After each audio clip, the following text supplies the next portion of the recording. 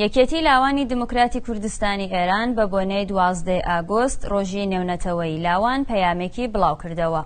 لەم پەیامەدا هاتووە یەکیەتیی لاوان لە هەوڵی بەردەوامی خۆی بۆ پەروەردەکردن و پێگەیاندنی لاوانێکی وشیار و شۆڕشگێڕ لە ڕاستای کاریگەرتربوون لە شۆڕش و جوڵانەوەدا بەردەوام دەبێت تاکو ڕێگە بۆ بەشداری توێژێکی زیندوو خاوەن ئیرادە بکاتەوە.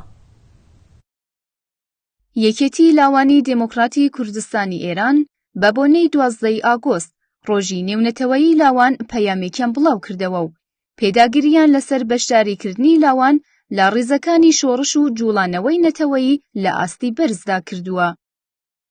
لە بەشێکی ئەو پەیامەدا هاتووە لاوان وەک توێژێکی زیندوو و خاوەن ئیرادەی کۆمەڵگا بەردەوام و بە درێژایی مێژوو هێز و داینامۆی ئاڵوگۆڕەکان بوون. هەر بۆیە لە وڵاتان و کۆمەڵگا پێشکەوت و ئازادەکاندا بە گرنگیەوە چاو لەم توێژە کراوە و دەکرێت و لە پێناو تەیارکردنی لاوان بە پەروەردەیەکی پێشکەوت و سەردەمیانە هەوڵ دەدرێت.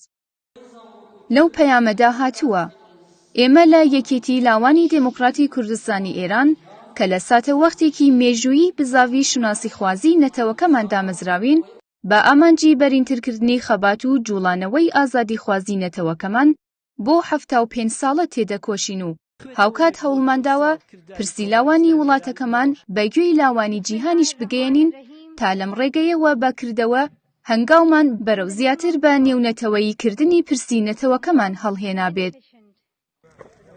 یەکیەتیی لاوان لە هەوڵی بەردەوامی خۆی بۆ پەروەردەکردن و پێگەیاندنی لاوانێکی وشیار و شۆڕشگێڕ لە ڕاستای کاریگەرتربوون لە شۆڕش و جوڵانەوەدا بەردەوام دەبێت تا وەکو ڕێگە بۆ بەشداری توێژێکی زیندوو و خاوەن ئیرادە بکاتەوە و پێشکەوتنی وڵات و کۆمەڵگەکەمان لە بوارە جیاوازەکاندا و بە ئایدیا و بیری نوێخوازەوە بڕەخسێنێت. بەرز و پیرۆز بێت ڕۆژی 12 ئاگۆست، سەرکەوێ خەباتی لاوانی شۆڕشگێڕ و نەتەوەخواز، یەکیەتیی لاوانی دێموکراتی کوردستانی ئێران.